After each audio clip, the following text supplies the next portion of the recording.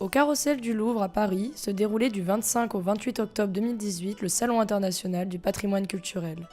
Entre tapisserie, ébénisterie ou encore marbre sur papier, un point commun, l'artisanat, mais aussi l'utilisation de la couleur comme matière première. Rencontre avec un professionnel de la couleur. Emmanuel Poix, gérant du moulin à couleur, fabrique de terre colorante dans les Ardennes.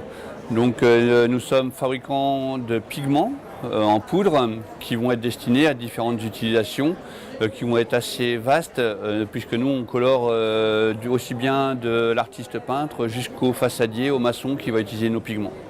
Donc nous extrayons des terres dans les Ardennes qui sont fortement chargées en oxyde de fer et ces terres on va les changer de couleur en les chauffant pour obtenir les rouges par exemple. On va aussi chercher du rouge en Allemagne, du noir en Allemagne aussi, du rouge aux Indes et pour obtenir notre panel de 45 teintes naturelles. Donc, voilà par exemple toutes nos teintes qui existent là en naturel.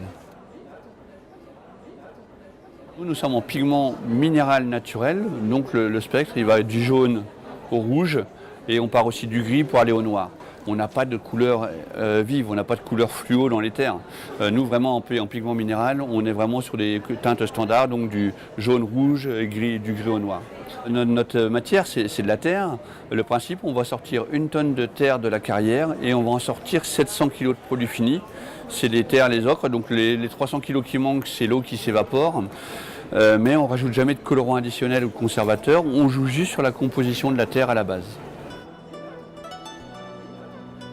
Une couleur homogène, bien fine. Nous en finesse, nos pigments ils sont broyés à 30-40 microns. On est plus fin que de la farine. Pour le pigment c'est important, plus c'est fin, plus ça colore, mieux ça se mélange. On a des couleurs qui sont adaptées pour le patrimoine français. On a des couleurs qui vont bien être utilisées en maçonnerie pour restaurer les monuments. Nous par exemple on a notre pigment, il a servi à la restauration de l'abbaye du Mont-Saint-Michel.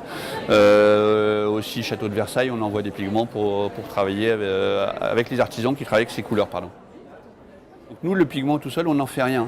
Il faut toujours trouver un liant, une colle pour le faire tenir sur un support. Donc là, par exemple ici au Salon du patrimoine, il y a différents exposants qui travaillent avec nos pigments. C'est aussi bien la personne qui fait du papier marbré, l'ébéniste qui va faire des retouches sur ses meubles.